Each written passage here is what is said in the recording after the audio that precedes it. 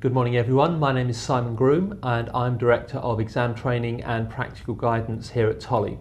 One of the products that we have in our suite at Tolley is TolleyGuidance, which not only tells you what the legislation says and means, but also how it impacts on you and your clients. In other words, what you need to do with that information. Now, here with me today is Ben Saunders, who is a tax manager at TolleyGuidance. Good morning, Ben. Morning, Simon. And we're here to talk about the case of Dr. Samadian. And this is hopefully a case that you'll be familiar with, but we just want to explore and explain to you about why it is important and who might be affected by this. So, Ben, I know you've written a news item on this, but I'm a busy man, and I need to know, do I need to invest time in actually reading your news item? And maybe we can start by just telling me a little bit about what the case is about.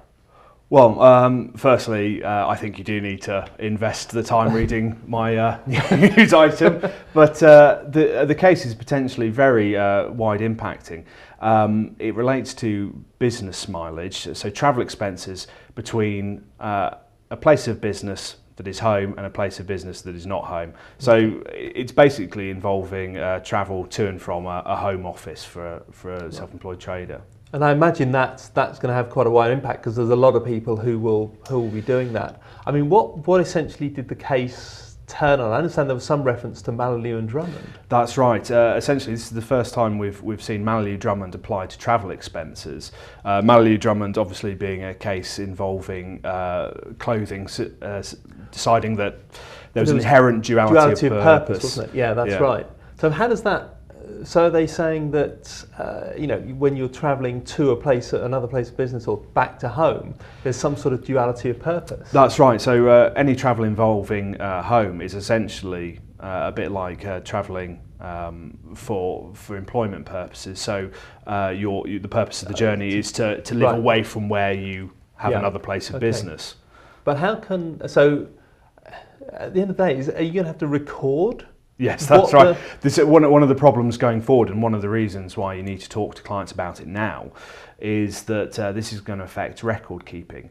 Dr. Samadian kept what I think most of us would consider adequate records. Yeah. He kept details of the miles travelled and where they were incurred going to.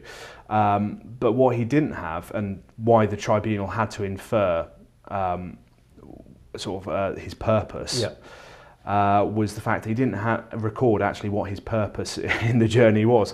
So it's conceivable that not all travel to and from home is not allowable, but without proof that there is a business purpose that's wholly and exclusively for the purposes of the trade. I think that has quite an important impact for potentially for record keeping. But what are HMRC saying about this? Well, nothing at the moment, other than the case being cited in another first-tier tribunal decision.